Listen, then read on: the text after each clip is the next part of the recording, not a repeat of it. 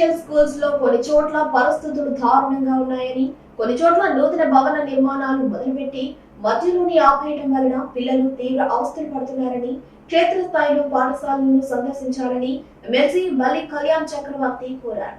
సమగ్ర శిక్ష మన గతంలో కానీ నేను మన ప్రాజెక్ట్ డైరెక్టర్ గారికి చెప్పడం జరిగింది సార్.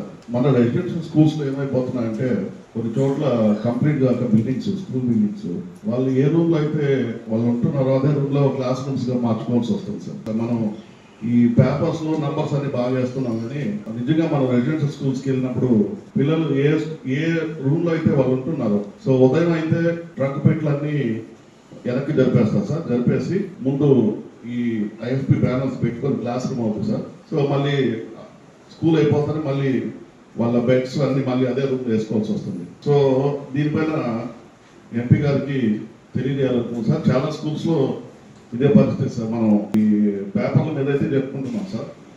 కాబట్టి మనం ఎప్పుడైతే లైవ్గా వెళ్తామో ఈ దుస్థితి చాలా రెసిడెన్స్ స్కూల్స్లో ఉంది. కాకపోతే కొన్ని స్కూల్స్ని నేను అడగడం జరిగింది. చాలా స్కూల్స్ విజిట్ చేశాను. విజిట్ చేసినప్పుడు ఏం చెప్తున్నారంటే ఈ నాబార్డ్ నిధుల వల్ల లేకపోతే ఈ కాంట్రాక్టర్ సగం కట్టేసి ఒక రూమ్ 2 రూమ్స్ కంప్లీట్ ఇంకా వెళ్ళిపోయారు కాబట్టి పిల్లల్ని ఇంకా షిఫ్ట్ చేయలేదు అంటున్నారు. నేను గతంలో మన వెంకటగిరి నియోజకవర్గం సంబంధించి కల్వాయ్, రాపూరు, సైదాపురం ఈ మండలాలకు వెళ్ళినప్పుడు ఈ దుస్థితి చూడాల్సి ఉంది. అలాగే కొన్ని మన పీడీ గారికి నేను చాలాసార్లు చెప్పడం జరిగింది.